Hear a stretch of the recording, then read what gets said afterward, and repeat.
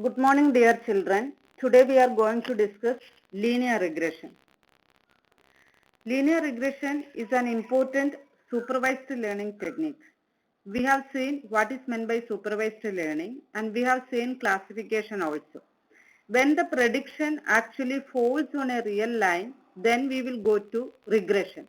That means we cannot put or label the different instances into discrete number of classes as we have done in classification, as we have done with naive-Bayes classifier in the last lecture. And here the regression analysis is basically a statistical tool. It has long history back, and whenever we are collecting data, there we can see and represent them in a tabular format, then always we can see there is a relationship between these variables, and that actually we are trying to find out. And some variables, they are dependent variables and some variables are independent variables.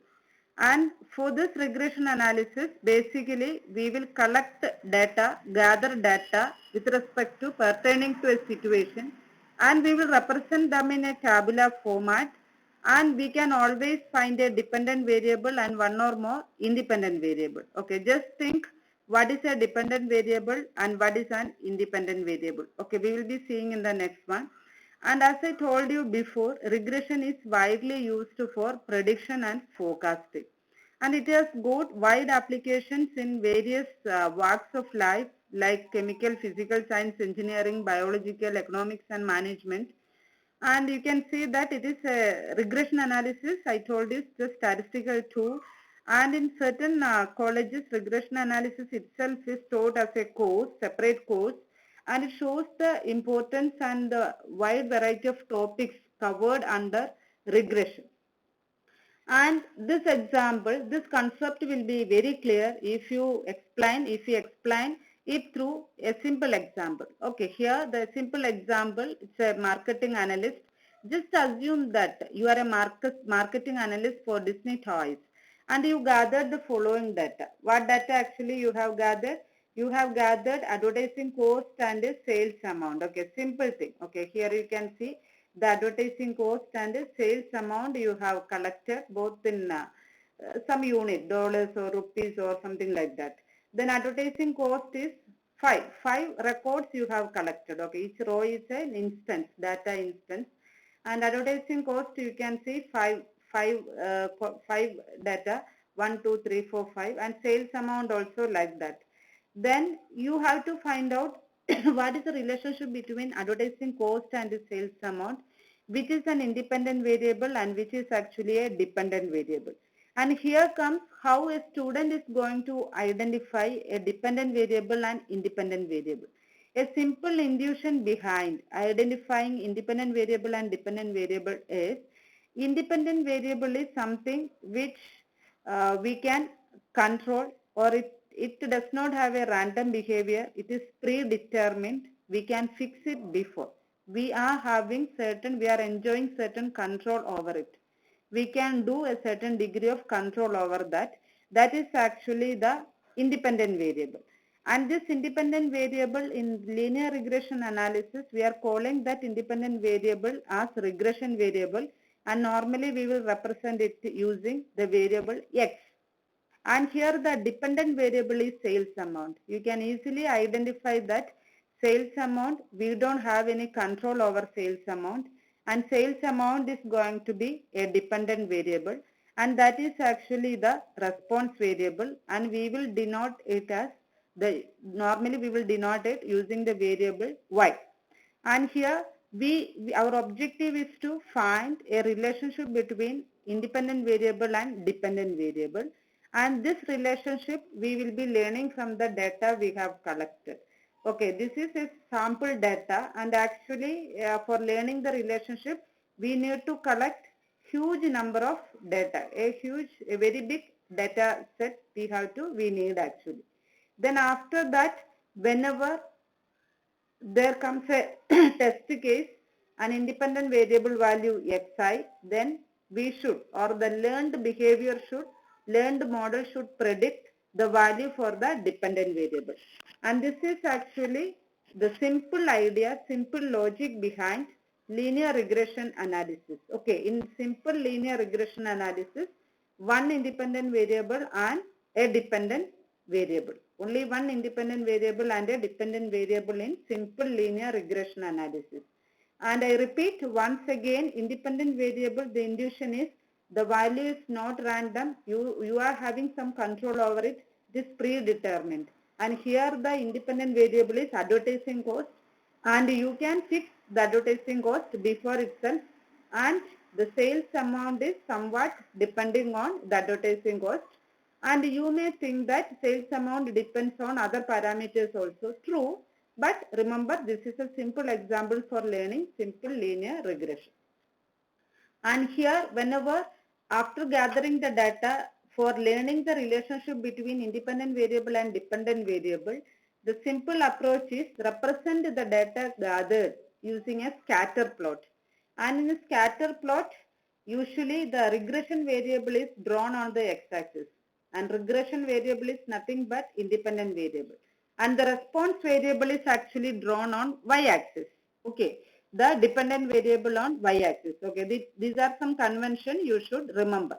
And scatter plots are actually why we are drawing. It is an easy method to draw the relationship between the variables, independent and dependent variable. And if the plot exhibits linear relationship, then we can go for linear model. Otherwise, we will. If the plot does not exhibit a linear relationship, some curvilinear characteristic exhibit, then we will go for polynomial regression, that is higher order terms. Okay, quadratic polynomial, cubic polynomial, or any other higher order polynomial. Okay, for this particular data, you can see that it exhibits a linear relationship. Okay, I asked the students to draw it. I asked the students to draw the scatter plot, and you can see that it exhibits the linear relationship. Okay, you can draw the scatter plot like this, x-axis and y-axis. And the y-axis, we will draw the response variable, and here the response variable is sales amount, and the regression variable is advertising cost. And you divide it like this in equal interval. Then you plot 1, 1. For example, the first one, 1, 1, the point will be coming here. And the second one is 2, 1, the point will be coming here. And the third one is 3, 2, somewhere here. Then it is 4, 2, that is also somewhere here. Then 5, 4, 4 is here. And this actually a complicated curve actually, but if we fit a straight line, it will be doing like that. Okay, I hope I am very bad at drawing that, and you can see that. Okay, then like this. Okay, like this the points will be appearing and the line will be drawing like that. Okay, and here we are explaining the first case is simple linear regression, and simple linear regression is a model with single regressor variable. Okay, only one independent variable, and that has a relationship, linear relationship with response variable, that is dependent variable y. Okay, what is it? What is meant by simple linear regression? It's a model with single regressor variable x that has a linear relationship with the dependent variable or the response variable y. And this simple linear relationship is represented with a straight line. And what is the equation for that? If y is the response, then the response can be predicted or modeled like this. Y is equal to beta naught plus beta 1 x plus epsilon. Okay, you write y equal to beta naught plus beta 1 x plus epsilon. And y is a response variable, as I explained, you can write below, and x is the regressor variable. And what is this beta naught and beta 1? I told you this is a straight line, and you may have interpreted just that beta naught is the intercept and beta 1 is the slope, and epsilon is the random error encountered while fitting the line. And x is the regressor variable, that is a control variable, and I told you something which we can control that does not exhibit a random behavior, therefore that is not a random variable. And y is the dependent variable, and this is going to be the random variable, and for a given x, the corresponding observation y consists of the value of beta naught plus beta 1 plus an amount of epsilon occurred during the prediction. Okay, an amount of epsilon occurred during the prediction, If it is an exact prediction always, then amount of error is going to be 0. Then for each observation, generally we can write yi is equal to, for the ith instance, yi is equal to beta naught plus beta 1 xi plus epsilon I, and for that the error will be epsilon I. The error for ith instance is different from jth instance. Epsilon I and epsilon j is different actually. That means epsilon 1 and epsilon 2 are different. If we have n data instances for I equal to 1 to n, then epsilon 1 is different from epsilon 2. Epsilon 1 does not have any control over epsilon 2. And therefore epsilon I is a true random variable and it follows normal distribution with the mean 0 and variance sigma square, that is unknown actually. And this I told you, epsilon I and epsilon j are not related at all. They are independent. They are uncorrelated, and covariance between epsilon I and epsilon j is actually 0. Therefore, epsilon I is a normally distributed random variable with 0 mean and variance sigma square. And all the epsilon i's are independent. And therefore, if we take expectation of yi, then it will be expectation of the right hand side. And you can see that expectation of epsilon I is with 0 mean. Therefore, the expectation of the random variable yi will be beta naught plus beta 1 xi. Then variance of yi, variance of this expression, and you can see that these are not random variable, only one random variable, variance of epsilon I. It is reducing to variance of epsilon I. All other terms will be adding their variance 0. Then variance of epsilon I is sigma square. Therefore, epsilon I is a normally distributed random variable with 0 mean and sigma square, and yi is also a normally distributed random variable with the mean beta naught plus beta 1 xi and variance sigma square. And here the important assumption in linear regression is the error is normally distributed. And if the error is not normally distributed, how we are going to encounter the loss function, that is another issue. Okay, remember that here the important assumption we are making is error is normally distributed. If it is not normally distributed, there are other methods we can apply, other types of loss functions we can apply, and I hope we can discuss more about that while learning neural network. Okay, for the time being, just stick on to the basic assumption. Important assumption here we are making in simple linear regression, that is error is normally distributed. And also here for finding the error we are using ordinary least square method.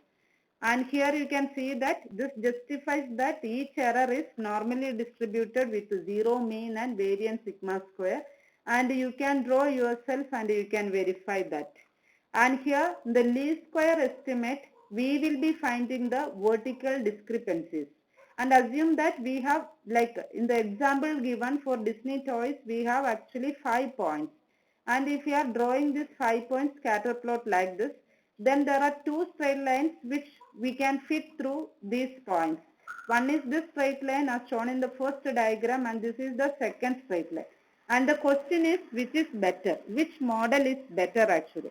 This straight line is the learned model, and when a new test case comes, that is when a new advertising cost comes, it will predict the sales amount using this learned model. And the question can be interpreted in this way: which prediction is better, whether the prediction using this model or whether the prediction using this model. And for that, one method will help you how to find the error, and which model has minimum error, that will be the best model. Minimum error means that is very close to the real value. The prediction is very close to the real value, and for that we are using ordinary least square estimation, OLS, or casually we can call it least square estimation.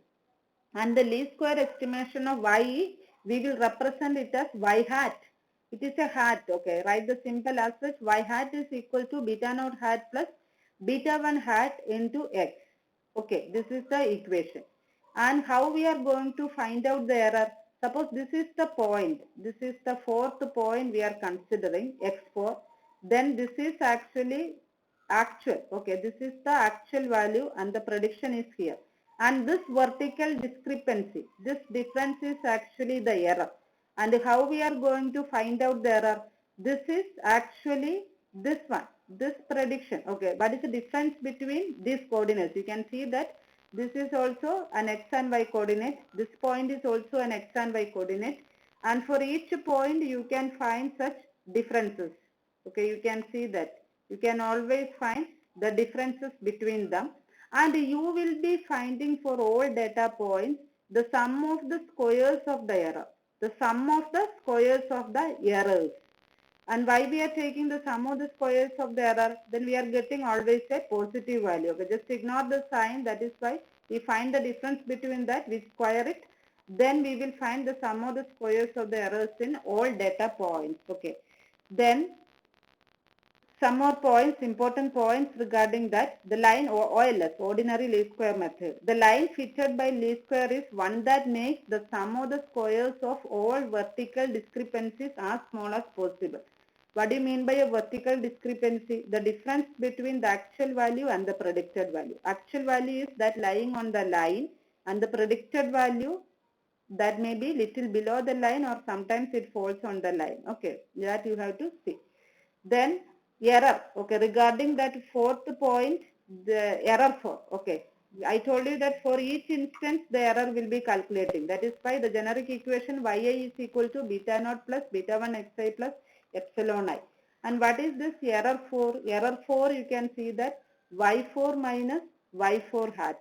Error 4 is actually y4 minus y4 hat. Now find the square of the error 4. Then we estimate beta naught, beta 1, so that sum of the squares of all the difference between the observation yi and the fitted line is minimum. Okay, the least square estimate of beta naught and beta 1, they are actually called beta naught hat and beta 1 hat. These are called least square estimate of beta naught hat and beta 1 hat, so that they are actually the slope and intercept of this line, so that the error is minimum. But how to find the slope and intercept of the learned model so that the error is minimum? That is what we are going to see. And here you can see that we will find the difference between the error. Error is actually summing up the error for all data points. Therefore, error term, the residual error term S is equal to sigma I equal to 1 to n yi minus beta naught hat. This minus actually inside the bracket beta naught hat plus beta 1 hat xi the whole square. And when we take the minus inside the bracket, it will be beta naught hat minus beta 1 hat xi. The least square estimate of beta naught and beta 1, also explained, they are actually beta naught hat and beta 1 hat. And we need to find out beta naught hat and beta 1 hat from this equation. For that, what we have to do? Our error should be as minimum as possible. Therefore, to get the coefficients, get the values for the unknown, beta naught hat and beta 1 hat, do the partial derivation. That means this is depending on two variables, right? Therefore, perform the partial derivation with respect to beta naught and beta 1. And with respect to beta naught, the partial derivation is like this. Minus 2 into sigma yi minus beta naught hat minus beta 1 hat xi, that is equal to 0. Should be minimum, right? Then for with respect to beta 1 hat, this actually dou s by dou beta naught hat, and this is also dou s by dou beta 1 hat. Then this is equal to minus 2 into this term will be partially derivative. That means an xi will be coming inside. Sigma xi into yi minus beta naught hat minus beta 1 hat xi. This is equal to 0. And we have two unknowns and two equations, and we can find out the values of the unknowns beta naught hat and beta 1 hat. And take the first one. First equation, sigma yi minus beta naught hat minus beta 1 hat xi equal to 0. Then take the sigma inside this bracket. Then you can see it will be sigma yi minus sigma beta naught hat. That means beta naught hat is added n times. That you can write it as minus n beta naught hat. Then beta 1 hat xi. Beta 1 hat is a constant. You can take outside. Then it will be sigma xi. This is equal to 0. Then this is the unknown. Take it to the right hand side and rephrase the equation as n beta naught hat is equal to sigma yi minus beta 1 hat into sigma xi. Then what is this beta naught hat? Beta naught hat is actually equal to sigma yi, take n to this side sigma yi by n into beta 1 hat into sigma xi by n. Okay, you have basic knowledge in statistics. Therefore, you know what is the sigma yi by n and sigma xi by n. Okay, they are actually mean x bar and y bar. Therefore, we can write beta naught hat is equal to y bar minus beta 1 hat into x bar. I hope it is clear. Okay, this equation is important. Put inside a rectangular box. Okay. Then move to the second equation, that is actually sigma xi into yi minus beta naught hat minus beta 1 hat xi equal to 0. And for this beta naught hat already we got an equation, substitute it. And you will be getting y bar plus beta 1 hat x bar minus beta 1 hat xi. Okay, this is xi. Don't take it as x1. This xi equal to 0.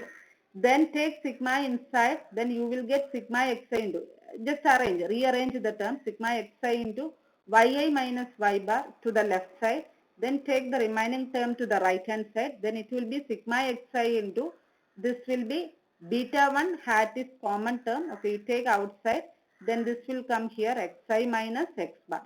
Then you can write beta 1 hat, okay, this beta 1 hat is equal to sigma xi into yi minus y bar divided by sigma xi into xi minus x bar.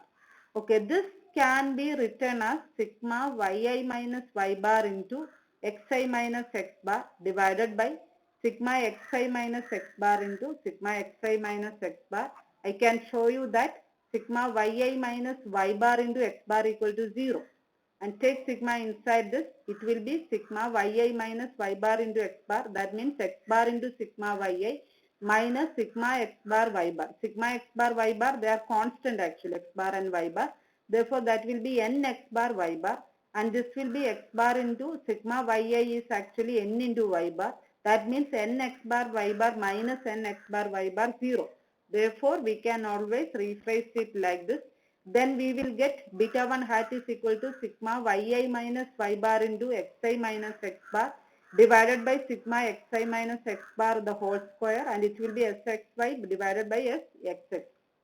And just consider the same example, and for the parameter estimation table you have to see what are the variables we require, and this equation, this same equation, okay, this equation, if you take sigma inside this, if you take sigma inside this, you can see the equation can be written like this. Sigma I equal to 1 to n xi yi minus n x bar y bar divided by sigma xi square minus n x bar square. This you take as a work and verify whether how we are getting from this equation that. That means you need to finally remember this equation only, this equation. This is actually the final equation for beta 1 hat, simplified. And accordingly, we will create a parameter estimation table, that is xi yi, xi square, yi square and xi yi, and just find out the sum there. Then you can simply substitute here. You will be getting beta 1 hat as equal to 0.7 and beta naught hat, that is equal to y bar minus beta 1 hat x bar, that is also you are getting, and this is actually the fitted line. This is actually going to be the fitted line. Okay, just consider, and this is the scatter plot we have drawn through the Python code, and this line will be drawn like that. And this is the best line we are getting from the data we gathered. This is the best line we are getting from the data. And one point exactly lying on the line, and all other points, I hope the distance is minimum. No other model will be fitting better than that. And this is another example, xi's and yi's, and similarly we will compute. Once we remember the formula, we can have a parameter estimation table. Then we will, this is actually we are learning. These are we are learning, and this line is actually the learned model. This line is actually the learned model. Then it will be further predicting the values. Okay, predicting the values actually. Okay, in the next lecture we will be seeing different types of regression model. Okay, I hope please go through the examples, work out and see that.